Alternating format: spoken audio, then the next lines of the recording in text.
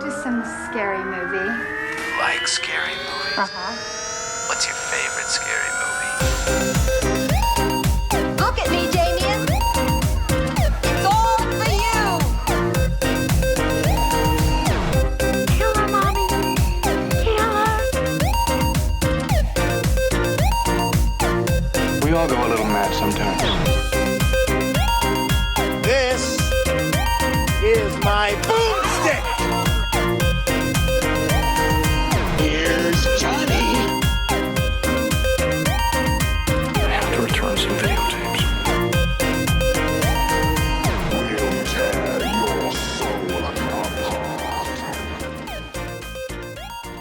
Hello and welcome to a paranormal episode of All Things Horror.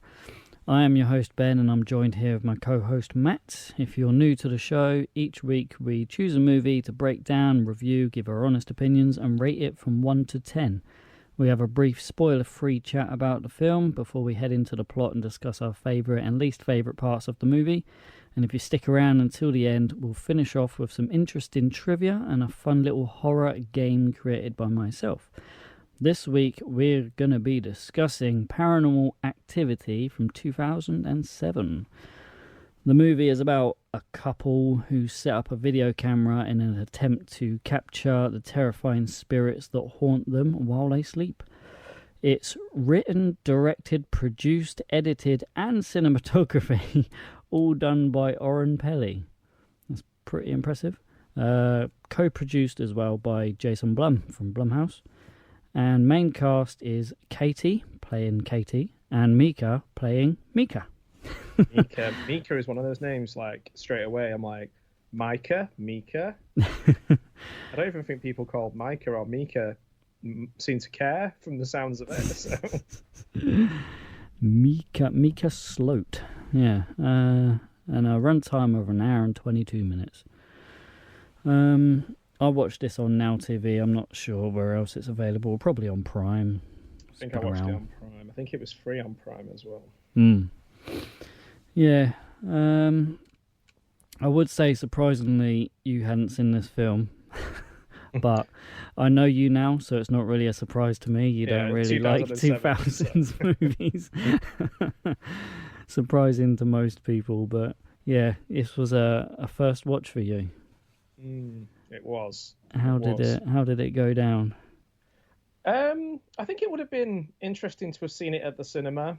Like, and kind of, it probably felt quite innovative at the time. In the mainstream, there'd probably only been Blair Witch, and then like not a lot of found footage. Found footage is not really a thing now. Found footage is everywhere. People are filming things on the phones. People are doing short videos and stuff. So it's not as like... I think I have to give it a bit of credit. More credit than maybe I would have done if it just, say, came out tomorrow. Or came out yesterday. Also wouldn't have been able to watch it if it comes out tomorrow. But, that was my first impression, was like... these kind of low-budget found footage stuff were... quite new at the time, so rather than just me sort of pissing all over it and like there's obviously how many sequels of this is 5 4 a lot, might be even more than that. I don't know anything about the lore of it and whether any of them are better than the other ones, or and I know they kind of get more towards the people who you tend to know who are with the Blumhouse, like Christopher Landon, like from Happy Death Day, and you've got like a few people in there who are. So I don't know is my answer really. What I think about it, other than it's of its time, isn't it? Clearly of its time, and I bet you people were going crazy watching this in the cinema, like, oh my. Whereas now I don't think it'd have the same reaction, would it? Well. Yeah, people consider this to be like one of the best found footage movies. And like you say, it kind of sparked off the whole subgenre. And it weren't the first, because like you just said, obviously there was the Blair Witch Project, which was like 10 years earlier than this. And certainly in the cinema, there are things on camera that maybe you'd watch on TV or on DVD or VHS or whatever. But Yeah. like this made it into the cinema. Yeah. So what is it you think that this is so special? Because obviously we had the Blair Witch. 10 years later, we've had this. They are both found footage, but everyone just seems to go to this one. I've got kind of like my reasons why I think, but do you have any reason why you think everyone just leans towards this one and loves this one so much more? Well, I tried looking into what the marketing was like and whether they did a thing like the Blair Witch where it was made to feel like it was real or, you know, or at least blur the lines a bit like Amityville. And maybe it did well because people were kind of saying this is like the new modern take on Amityville, that kind of thing. So I thought maybe that was the reason. Obviously, I'm not sure how down the road Blumhouse were in terms of making films, but obviously they never have the biggest budgets, but they have a good understanding of how to market a horror film. So that I'm sure that helped. It's interesting to think that like found footage literally comes from, you know, their footage was found when they said it in Blair Witch. Like it literally created a genre. I didn't know that until recently. Somebody said to me, "Oh yeah, that's where the phrase comes from because it says their footage was found later or whatever in Blair Witch." So I was like, "Oh okay." So it's such a new thing, but like you say, that's probably just under 10 years later. Why this one? Yeah. So I don't know. I honestly don't know whether it was just that Blumhouse were kind of on the rise. I don't see anything in it that I think is like incredibly memorable in terms of action. But I heard that Steven Spielberg had seen it. Yeah. Or loved it. So I guess that helps. So, well, yeah, that's interesting. Like the thing I love about this movie against all other found footage movies is the fact that most of the time, especially when things are actually like happening the most, like the camera is actually like sat down and stationary, whereas most other ones like the Blair Witch, it's just constant shaky cam. Like they're running through the woods and it's just blurry. You can't see anything, and that kind of makes me nauseous when I'm watching films like that. Do that so much now to cover up like poor filmmaking or cover up lack of story and have lots of shaky cam. Yeah. And I guess it was quite unique when they did it on Blair Witch, but like most things, it goes, you know, people go too far with it, don't they? They just think, oh, I can do that, or that'll be cheap to do, so. Yeah. Well, I do remember when this came out, there was a lot of hype behind it. Like all my friends, they're all asking me if I'd seen it, because I don't know where it came from, but supposedly, you know, everyone was saying, oh, it's true. Everything that happens in the film is actually true. It's a real thing.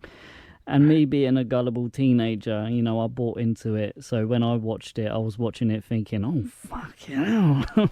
It's actually happening, because, you know, I'm one of those people that go on YouTube and I watch stuff like this, buying, oh, is it real? Is it not? And stuff like that. So, yeah, watching this film, it scared the crap out of me when I first watched it. They're not going to tell people, like, if the rumor goes round, or whoever starts that rumor, whether it's a website or whatever, or whether it's themselves, they're not going to tell people, oh, no, it's all fiction. Like, they're going to, that's great word of mouth. As many people as you can get. That's what horror filmmakers want, isn't it? People to go, is that real? Or, I think that's real. Or start telling each other it's definitely real. I mean, this made so much money.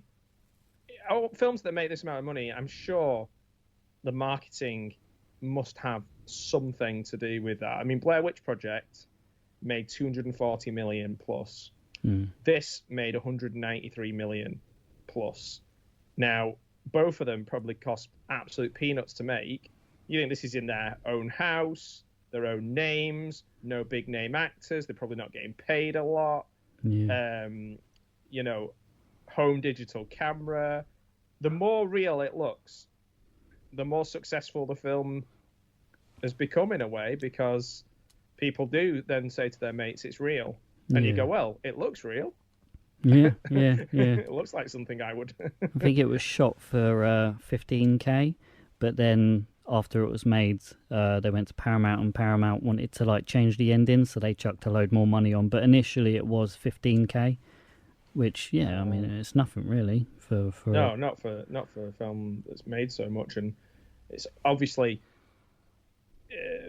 the lower you spend on a movie and the more money it makes, like the quicker you make that kind of you're into profit, because I think it's something like you have to make 3 times more than what you paid in order to officially properly say you're in profit. So a lot of the times we'll see something, it's like $20 million movie and they make 22 million. You're not going to get a sequel because they've not even broke even. They've not, like, even though it looks like but in terms of everything else and that comes into it, I think you have to make something like 3 times more. So if you spend 15 grand on it and then you've made nearly 200 million, you're pretty safe that there's going to be loads of sequels. Yeah. I remember when I first watched this, I might have been I might have been just too young to see it in the cinema, but I remember it was when I used to live with my nan and granddad for a little while. I managed to get a copy of it online, and I was on my laptop, and it was quite late. I had all the lights off in my little bedroom, and I had my laptop like sat on my chest, and I watched the whole film in a pitch black room with it on my chest, just completely like immersed in it, just trying to like see all this little, because it is a film that you really need to pay attention, have the volume up really loud to like see, the door just moved very slightly Okay. and stuff like that, you know what I mean, like, there's that's it, the subtlety of it, and that might actually be lost on me a little bit now, but but like I read somewhere that people were running out of the theater and stuff like that, and like, what do you think it is that makes people so scared about it? Because I didn't get that, but I can appreciate that some people did. Not because I'm some badass and I'm not scared of anything, but like maybe it's just I couldn't focus on the little things enough because, you know, just the way my brain works. Yeah, I don't know. Probably it's. I'd imagine the people that get more scared are the people that like believe in ghosts, if that makes sense. People that actually like, because I've been on ghost hunts and stuff like that. You know, you go to like castles and stuff. I love shit like that. So anything like this, it's more. I don't want to say real, but it is kind of, if you know what I mean. Yeah, I mean, there's no logos at the beginning or the end. Yeah, a lot of people kind of have a story. It feels It's real. like, oh, I grew up in a house where stuff like this happened. So if they watch a film like this where it's more intense, they might, I don't know, be more connected to it. Maybe. So do you think that people just connect to it because when they're watching it, there's nothing there, no telltale signs that it's a big movie? Like it could feel like they've just found, literally, you have found this footage yourself. So, like, do you think it's like that relationship between you and the movie? Like, you think this is real because when I switched it on, it's not like dun dun dun dun dun dun dun dun dun. Like, I don't just think straight into it. I don't think there's even a title credit that says Paranormal Activity. It just goes straight. Well, it goes straight into opening credits, which literally say Paramount Pictures would like to thank the families of Mika and Katie and the police department. So it's like, oh, that's different, you know? Yeah. Yeah. And it doesn't take a lot to do that. No. In fact, it takes less than it's easier spending money on everything to make it look amazing and shiny. Yeah. Oh yeah, I did say. I mean, I've seen this movie a couple of times. I think I've seen all of them like once, which is enough. But there was a moment when I was watching this, and it was about 2/3 into the film, and it was really into the thick of it. It was getting quite, you know, there was a lot of stuff beginning to happen, and I was so engaged. Again, I had the lights and everything off, and I was so engaged, fully focused. And then one of my son's toys, the aeroplane toy, was in the middle of the living room, and it all of a sudden just went off. Like Wow. the noise and the lights, and it scared the absolute crap out of me. That's evidence. Well, considering like Things are going on. it hadn't been touched in hours, then it all of a sudden just went off. Oh my god, yeah. Who are you gonna call? My wife. You're just gonna run away. I'm not getting up off the sofa. I'll tell her to come get the toy. I mean, it works, I think, as well. That it's like normal folks, like especially they did the Blair Witch thing of having their own names. The director is like pretty much ensconced in Blumhouse now, isn't he? He's like produced Insidious and like, Okay. but this film like did everything. He did everything pretty much: the editing, the casting, the cinematography, the set dressing, Yeah. everything. Editing. Yeah. And they're kind of like making that. Is there a bit where she plays the piano, or did I make that up? Or somebody plays the piano? Oh no. No, I don't think so. No. Okay. Maybe it was, I don't know where that came from. But I wrote down something about like they're making their own soundtrack during the movie, but I can't remember what I mean by that. Well, I think that Oren Peli, this was his first film he'd made, wasn't it? Because I believe he was a video game maker. Oh, okay. Oh, I can understand A that. guy who makes video games, and like he had like the big fancy computer, and I think I'm pretty sure I'm right on this. Like he had a big computer, and the computer you see in the film like actually is his computer, and he's what are they called? You know, people that make video games. Not a coder. Yeah, but Games developer. yeah, like a developer. So he's really good on the computer, and one day he thought, oh, I could do a movie, you know, and yeah, so. That's like the other one we watched. The what was the game one that we watched? Silent Hill. Silent Hill. Yeah. Shows what an impression it had on me. I couldn't remember the name. Yeah, but yeah, because he did all the editing. So yeah, he literally just filmed it all himself, edited it all himself on his own computer that he used to make games on, and he came up with this. And I think this was just supposed to be like a rough version of a film that he wanted to make properly. So he made it all cheap, and he was going to take this film to try and get a bigger budget to make it better. But they liked this. They thought this was good enough on its own, which it was. Right. Yeah, that makes sense. And in a way, you can imagine this being a game. Like, well, for me, because I'm so rubbish at games, I'd just be stood in the corner, kind of just walking like into the wall and going, ugh! But an actual game where you have to sort of look around and scan everything and pick things up, and like, I don't know, is it Alone in the Dark or something like that? You know, Yeah. I guess this is, you can see that in the film, for sure. Like, it's good that as they're doing the things, like Mika, he is like letting you into the making of the film, because he's dissecting, putting apart, building equipment, explaining how it works, trying different stuff out during the film. Like, it's part of the film is him kind of getting into his tech, so much so that when crazy stuff starts happening, he's more interested in his tech and what he's doing than how she feels, really, to a certain degree. Yeah. Which is quite funny. It I mean, is. they're just normal, relatively likable folks. They're not like, it's not like it wouldn't work if like you just had Ryan Reynolds there, you know. Yeah, I was going to say that it had to be unknown people, really, because I've never seen either of these two in any other films. I think Katie, she might have been in a couple of like small time sitcoms or something like that, TV related stuff. But prior to this, I don't recognise them. No, I don't. And like you were saying, like when a computer games, I was thinking, well, there can be in computer games like a bump or a jump scare or a scream in the right place, and it has to be in the right place in a computer game, otherwise it just doesn't work.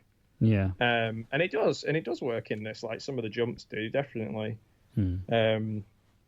So yeah, it's all of the sum of the parts, all the things that you could just go, oh, that's dead cheap, but actually makes it work better.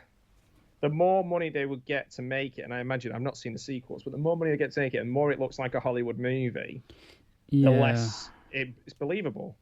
Yeah, I can't really remember the others that well, but I they definitely did. I'm sure after like the third, I think they did 1, 2, and 3, and then they started giving them actual names. Like it was Paranormal Activity 1, Paranormal Activity 2, Paranormal Activity 3. And then they did other ones like Next of Kin and some other names. So once they started doing that, it was definitely more Hollywood, I felt. Right. And that's probably where the magic's lost. Yeah. Because I think 2 and 3 are both prequels to this. I think 2 is a prequel, and then 3 is like a prequel. And I feel like that has become the calling card of Blumhouse, which is like just ride it till the doors come off. Let's have 12 of these. Let's just keep going. Yeah. So it's a shame because actually, I think initially Blumhouse films, you're like, oh, this is a bit different. This is a new kind of Roger Corman-esque low budget horror makers who's coming up with new franchises. But then that's around 2000 and whatever, 2005. We're in 2024, and a lot of those are still being made into sequels now. Yeah. So maybe I don't know. They did try doing a thing where they released 4 new horrors completely of no franchise or anything, all on Amazon at the same time. And some of them were really good, but they were just lost completely. And I was like, it was a shame because some of those would have been quite good to have seen in the cinema. There was one called The Voyeurs with Sydney Sweeney in it before she was famous. And that was really good. And then there was one with, I think, Diane Lane in it, where she's like an old lady trapped in an old people's home. That was really good. There was 4 really good quality Blumhouse films that they just basically just tossed off and didn't do anything about. They made this big thing about Blumhouse on Amazon, but then that was it. And I was like, kind of wasted that. Oh wow, I didn't even know that. Yeah, and then it's like, oh, let's get back to The Witch 7 or or whatever it is. I don't know, The Nun. Yeah. Okay, all right. Should we jump through this plot line? I'll hit that spoiler warning now. Spoiler warning. Right, so the movie starts off with the opening credit message that says Paramount Pictures would like to thank the families of Micah Sloat and Katie Featherston and the San Diego Police Department. And that's when we see Katie and Micah. Micah has a new camera because they've had weird things happen at night, so he wants to document the paranormal activity. So Micah sets up the camera in the bedroom to record them while they sleep. Katie then contacts psychic Dr. Fredericks, and he explains that an evil presence has been haunting her since she was a child. And he suggests that Katie is being haunted by a demon that feeds off of negative energy and is intent on tormenting her. He advises not to communicate with a demon without a demonologist, but Micah continues to film and call it out when Katie's not home.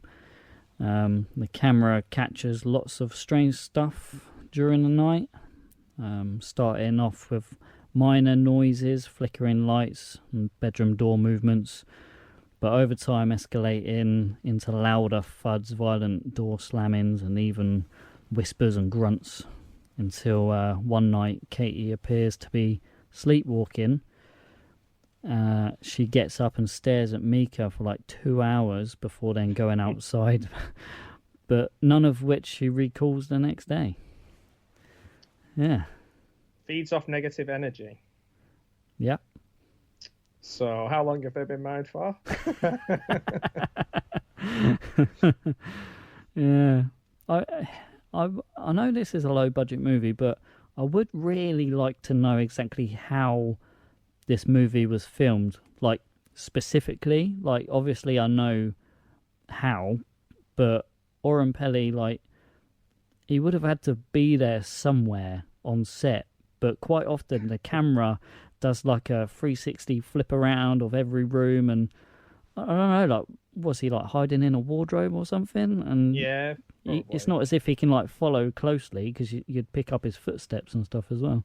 Probably in the next room or something. There's probably like a tiny camera in the corner or something, or he's watching through the camera that they're actually using. Yeah, I'd imagine so. Because, I mean, other than the ending, I'd imagine there's like no CGI. Yeah. Like, obviously, I think the ending's good, by the way. I know we're jumping ahead a bit, but I do think the ending's good. Like, when you said that they refilmed it or they added it when they got a bit of money, yeah. I read that, like, I think it was Steven Spielberg said, like, to leave it or whatever.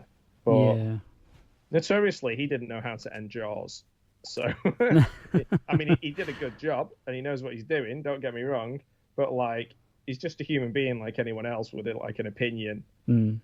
I guess he's got an informed opinion and he knows what he's talking about. Yeah. But like, I think it works quite well, the ending. Yeah. Which, because I think there's like 3 different endings. Oh. I don't know. I should have asked you actually which one. I think I made in my notes which one you preferred, but yeah, I'd imagine, because I watched this on Now TV, it would be the same one that was on Amazon. Yeah, like the standard one that. Yeah. Because it's like a subtle end rather than a. Yeah. I don't want to say anything because we're not there yet. We'll get to it. Could just go around in circle. So, Micah, he then brings home an Ouija board. That's clearly the right thing to do. And then they leave the house, and the camera like records the Ouija board like moving around and spontaneously catching on fire. And clearly, and I would be as well, Katie is pretty peed off with Micah. Like, she is pissed. Like, she was like full on screaming at him for like 5 minutes. Yeah, he's a funny guy, really. The things he gets worried and upset about are often not quite what are the major problem at the moment. But then there's also her, like, she tries to play down a lot of stuff that happens to her. Yeah. So, like, you just go, all right, then, it's no problem. Like, like it is realistic, I guess, that they're a married couple. They are married, aren't they? Yeah. Yeah. That they're, like, kind of a bit unsure over, like, communication's not the best in a quite realistic way that can sometimes happen when in a relationship, like in a way that's like one person is focusing on another thing and they think that's very important, but the other person's focusing on something else, they think that's very important, and they're not really listening to each other. So I kind of got that vibe from them a little bit. Yeah, I guess the chemistry between both actors, it does seem quite genuine. Like, they are very good. They were made for these roles. Huh? They're not really married, though. I don't think so. But they did play it really well. It's believable. Yeah. It is really believable. The fact I'm asking.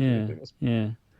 Although, it seems to get lost, like, the fact that Micah is actually an actual dick. Like, some of the stuff he does, like, he clearly just does not care about, like, what Katie wants. Like, she is just non-stop saying, don't talk to it, don't do this, and he waits for her to leave the house, and he's like, come on then, do something.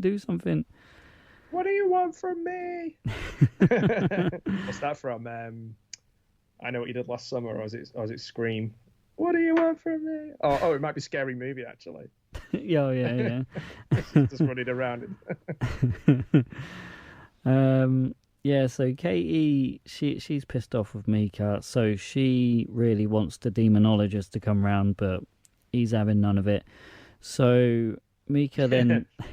That's quite funny. He just turns... He does this... But, you know, in The Simpsons, when Grandpa goes into the house of ill repute and he just takes off his hat, puts it on the thing, walks around, picks his hat back up and walks out. Yeah. That's pretty much what the guy does in here, where she tries to get him back in the house. He just walks in, does a circle and walks out.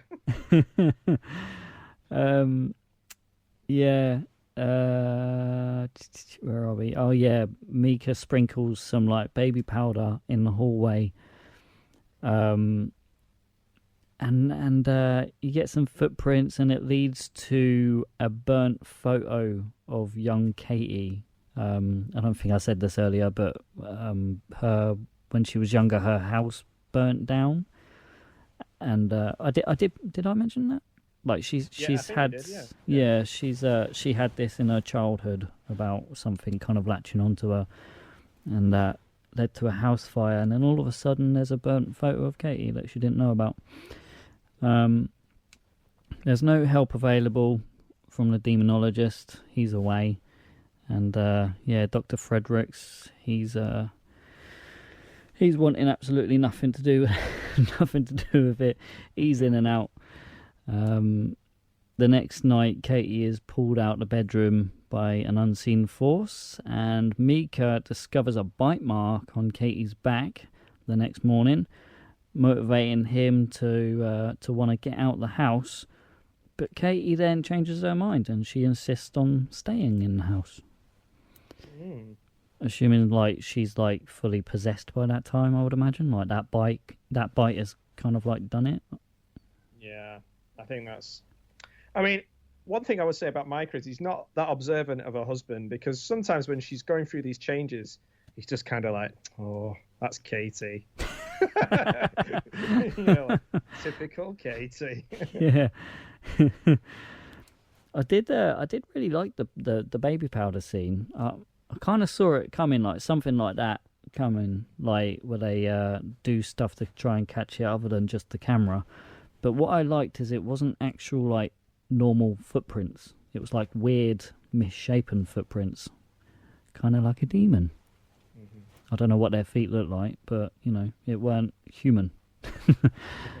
I get chills by a lot of the stuff that's going on. I already knew and remembered at some point she gets dragged down the hallway, so I was kind of like fully expecting it to happen.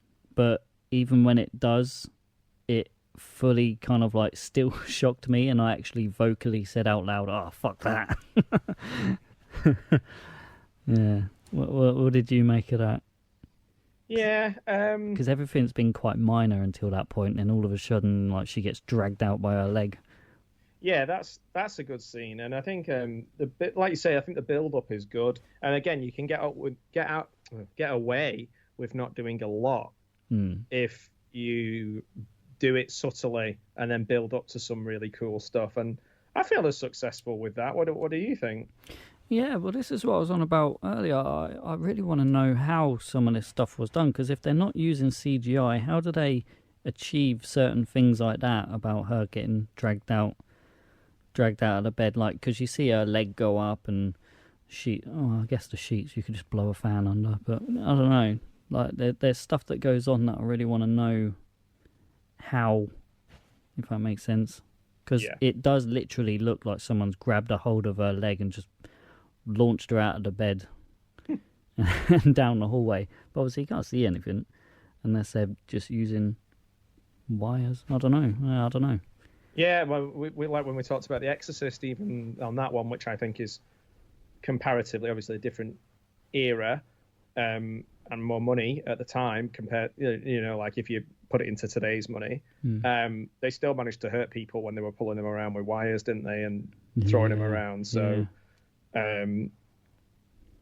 interesting. I don't know, like how people manage to do these things without getting really hurt. Maybe if I was on the set of these films, I would just be like, oh, it's because they really do get hurt. Oh, when she gets slammed on the floor, she actually does get slammed on the floor. Yeah, that looks so real when that guy gets smashed in the face. Oh, he really did get smashed in the face. All right, yeah, we're now at this ending, and I guess we'll figure out who watched which ending, because I think there's 3 of them. So on night 21, Katie, she gets out of the bed again and starts staring at Micah for 2 hours before going downstairs.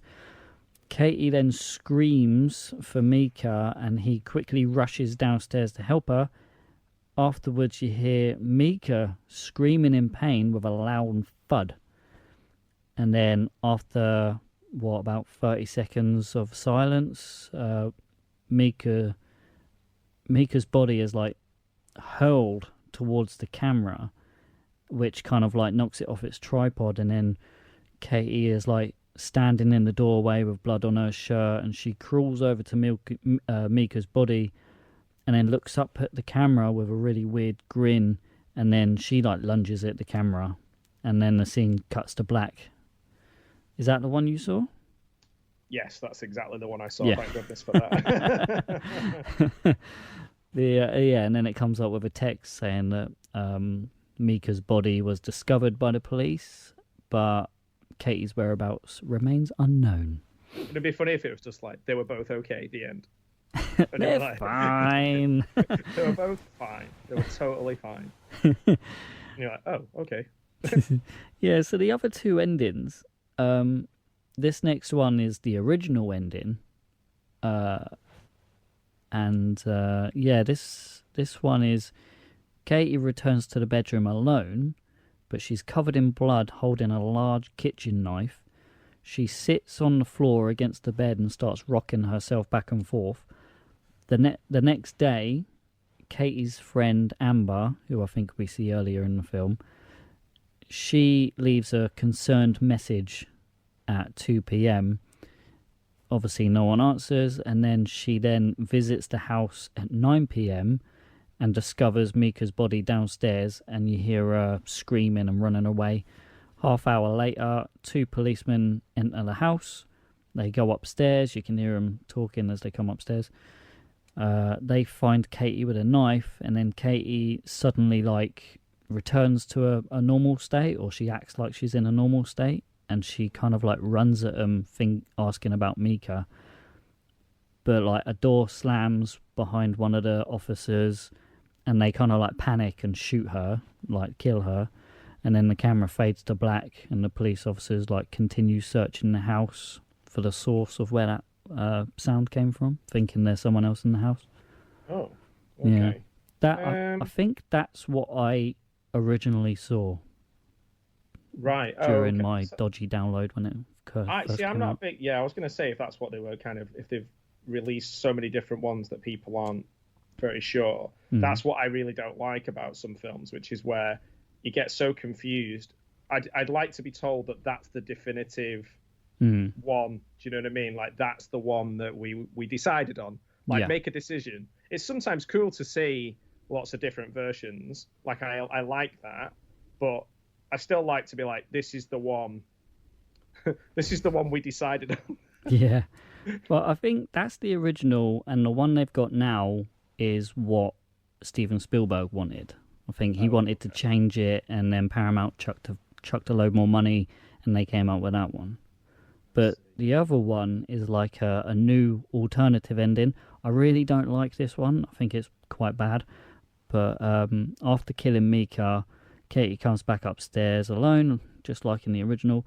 She closes and locks the bedroom door. She approaches the camera and slits her own throat before collapsing dead. And then it fades to black. Oh. Yeah. Yeah. I mean, that's the end. That's definitely an end. Yeah, it's I don't really like that one, and I don't really see the point in it, because obviously this demon's been taking so long to finally get her, and now it's got her, and she's just killing herself. So yeah, I don't really know. Yeah, I don't think that one really makes sense. I do like the original ending, the one with the police. I think that's the one I saw originally. But Definitely the one they stuck with is probably the more scarier one. So I understand why they went with that one. But if you want to watch any of them, they're all on YouTube. Oh, okay. Yeah. Seem to be able to get away with putting extra stuff online, like additional stuff. It almost strange because it seems to pass the copyright more than if you just posted the full film on, you'd expect someone to take it down. But additional scenes and stuff. Yeah, man. That's the whole film. So let's jump into our ratings. 1 to 10. Don't know. Burning a Ouija boards. So what's your You're not gonna like me, so I think you should go first. Oh, okay. All right. Well, yeah. I mean, when this was released, it had such a huge amount of scare power, and still to this day, even with hundreds of other movies copying this concept, I think that this one does still reign supreme. I think it's such a good film. I was absolutely terrified when I first saw this by myself in the pitch black room. It's crazy how much you can do with so little, and I think we say that quite often on the podcast with like more lower budget films. I think less is more a lot of the time. It's funny though, because if you was to describe this movie to someone that has no idea of it, and basically say it's basically just an hour and a half of watching a couple of people sleep and watching like doors slightly move and little noises in the background, they'd probably laugh at you. But I mean, that's just props to Oren Peli and how much he made with, literally one of the most iconic supernatural films, I'd say, with only 2 actors and a shitty camcorder. So yeah, I mean, I love it. I love supernatural films. I think this is great. So I'm going to give it a 8.5. Oh, wow. I'm judging by that you're not agreeing with me. No. I think maybe I kind of missed the boat on this in the sense of I didn't watch it when it came out or when it would have been seen quite revolutionary. So I gave it half a mark extra for that. To try and be fair, I think it's unique for the time. The end I thought was good. The subtle build up I thought was good. So I'm going to give it. I feel bad. I'm going to give it 5.5 out of 10. Oh, that's all right. That's fair enough. It just didn't float my boat, but I could appreciate it. I just maybe it was one of those films I needed to have seen. Yeah, that's fair enough. I'm sure. Years ago. Yeah, I'm sure a lot of this is kind of nostalgia because I was quite young when I saw it. So. Yeah, well, that's it. It's like when we watch ones that I have nostalgia for, you just can't see why I'm getting so excited. Yeah. Okay. All right. All right. Let's jump into some trivia.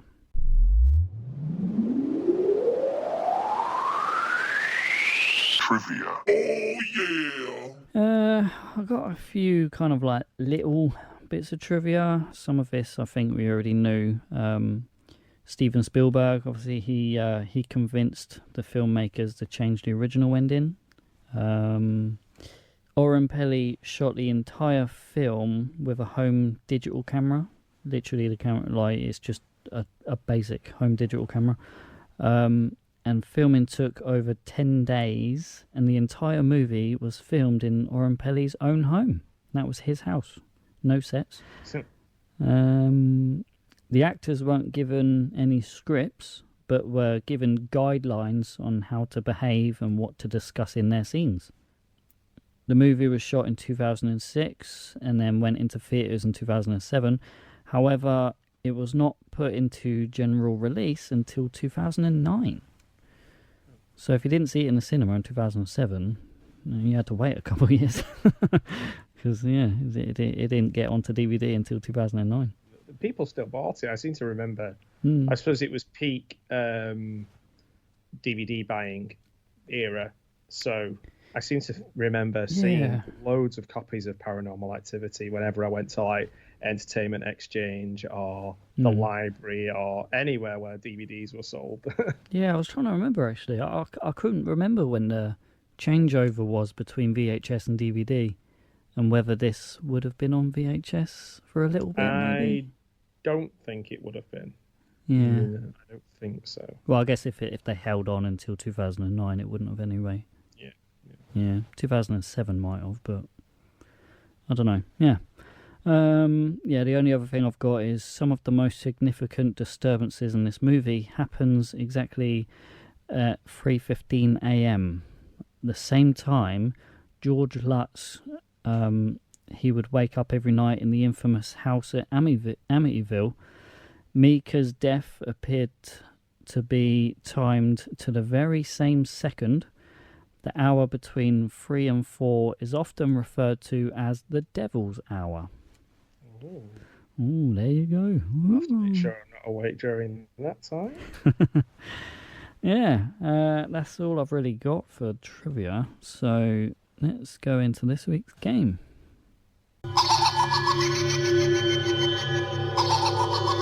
want to play a game.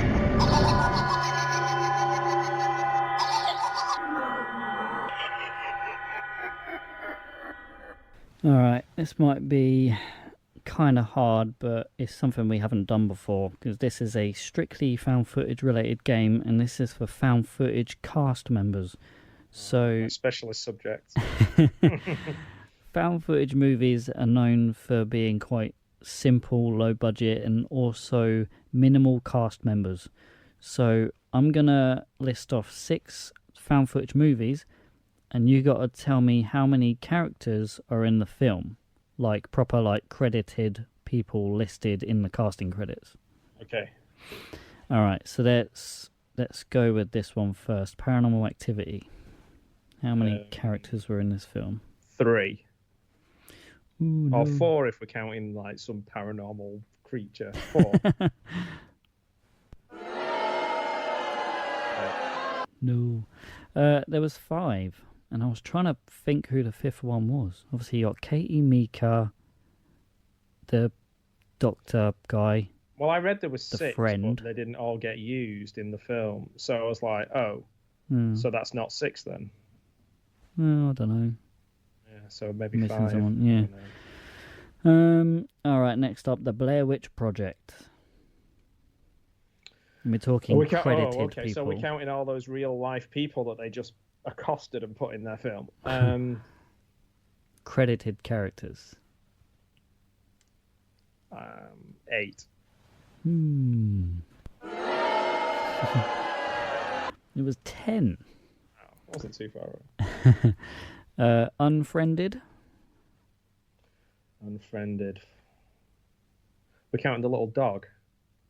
I don't think the dogs are. Okay, so maybe 5. No. It's 11. Oh.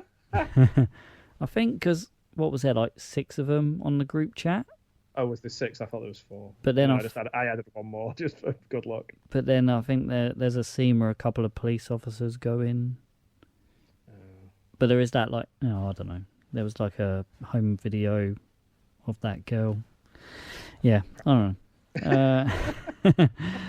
Cloverfield. This is an interesting one.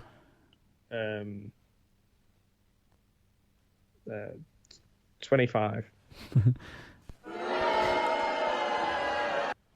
It was 36. Oh, I thought I'd gone too high.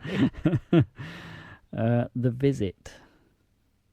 And I'm not seeing The Visit, so 5.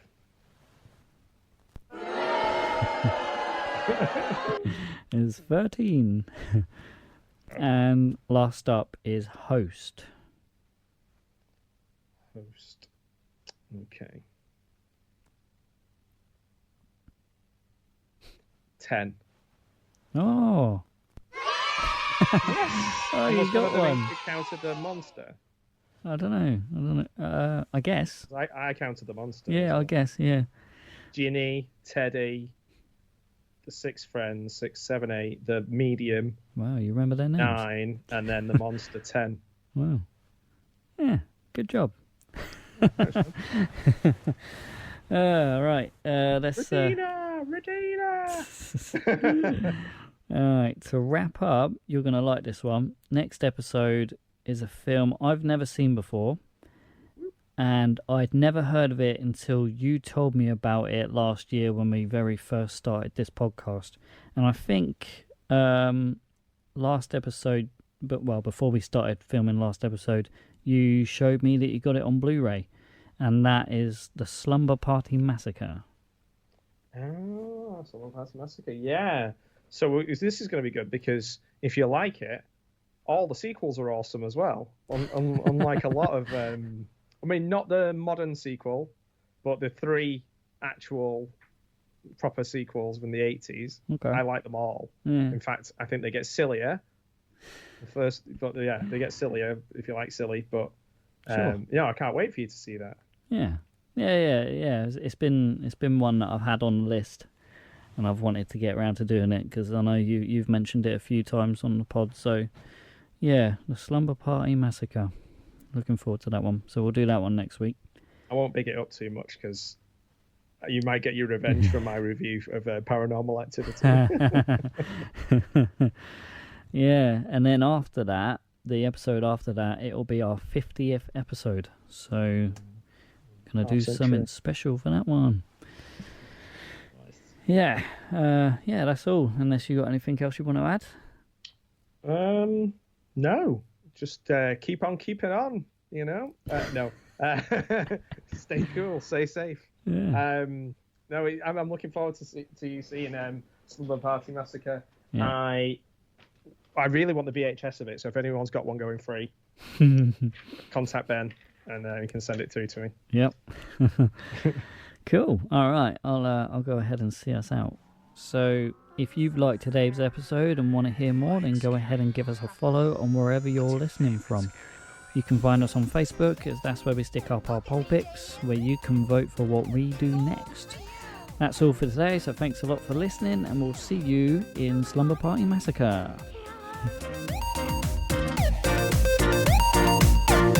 We all go a little mad sometimes.